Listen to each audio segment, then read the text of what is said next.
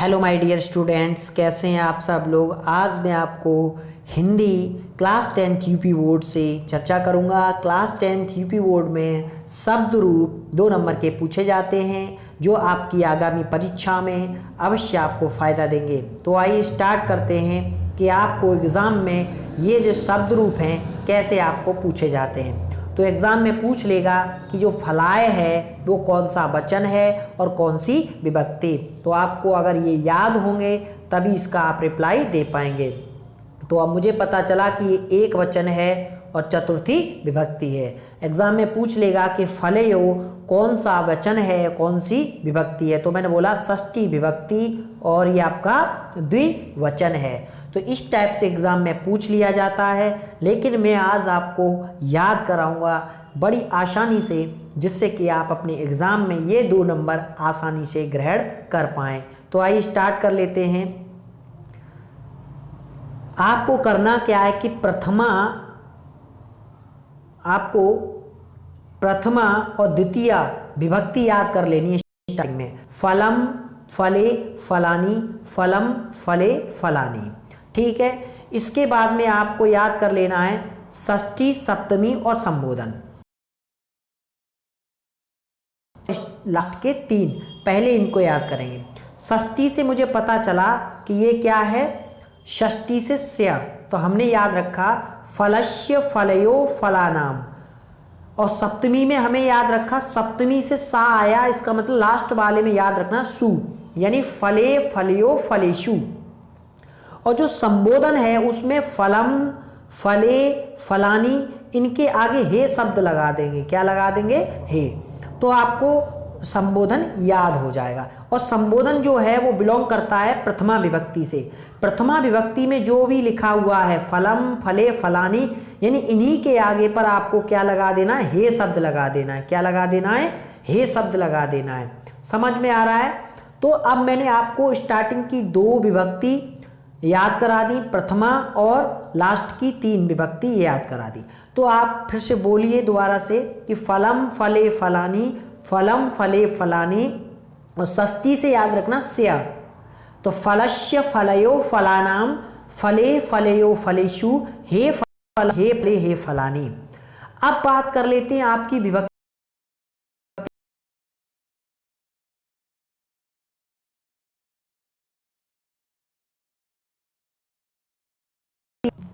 अक्षर हैं न, या और त, यानी न, या और ता। इससे याद रहेगा कि ये हो जाएगा फलेन, ये हो जाएगा फलाए और ये हो जाएगा फलात। इसका मतलब है आपको तृतीया, चतुर्थी, पंचमी के ये पॉइंट याद होने कि स्टार्टिंग कहाँ से होगी। फलेन, फल, और फलेन, फलाभ्यम, फले, फलेन, फलेन, फलाभ्याम, फले। और दूसरा है फलाए, फलाभ्याम, फलेभ्य। और अगला है फलात, फलाभ्याम, फलेभ्य।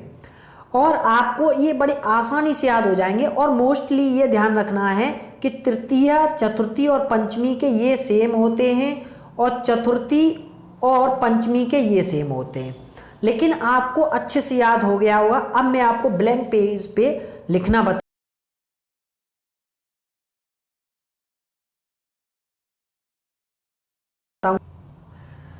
जैसे मैंने ध्यान दिया कि प्रथमा विभक्ति थी, उसमें आपका था फलम, फले, फलानी। दूसरी विभक्ति थी उसमें था फलम, फले, फलानी। क्लियर है? आपकी तृतीय विभक्ति थी उसमें मैंने बोला था न, या त, यानी इसका मतलब फलेन, फलाभ्यम, फले। फिर अगली वाली थी चतुर्थी, उसमें आया फलाए, फलाभ्यम, फलेभ्य। फिर अगली आई थी पंचमी, उसमें बोला था आपने फलात, फलाभ्यम, फलेभ्य। अब आपकी 5 हो गई। छठवीं जो थी उसमें आपको श शब्द आया, यानी फलस्य, फलयो, फलानाम। क्या हो गया? फलस्य, फलयो, फलानाम। इसके बाद में आपका आया फलय, फलयो, फलेशु। अगली वाली जो थी उसमें था फलाए, फलयो, फलेशु। और जो संबोधन था उसमें था आपका हे फलम, हे फले, हे फलानी। आशा करता हूँ आपको याद हो गया होगा। मैं एक बार फिर से आपको बता दूं, फलम, फले, फलानी, फलम, फले, फलानी, फलेन, फलाभ्यम, फले, फलाय फलाभ्याम फलेभ्य, फलात् फलाभ्याम फलेभ्य, फलस्य फलयो फलयानाम, फले फलयो हे फलम हे फले हे फलानी। आशा करता हूं आपको ये याद हो गए। प्रथमा विभक्ति थी, उसमें लिखा था आपने फलम फले फलानी। दूसरी थी, उसमें भी लिखा था फलम फले फलानी।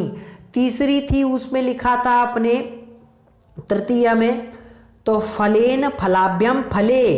फिर चतुर्थी विभक्ति थी, उसमें बोला था आपने फलाय फलाभ्यम फलेभ्य, फलात फलाभ्यम फलेभ्य।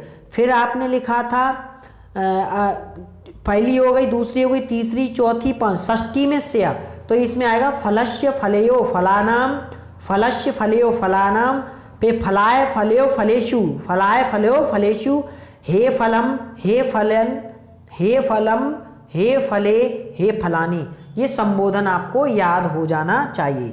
एग्जाम में कैसे पूछेगा आपसे, आपको पूछ लेगा कि ये बताइए फलात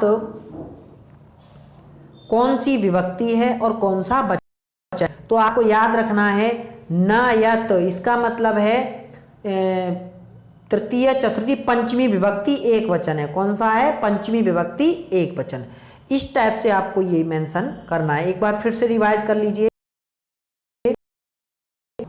ये ध्यान रखना है नयति यानी फलेन फलाभ्यम फले, फलाय फलाभ्यम फलेभ्य और फलात फलाभ्यम फले।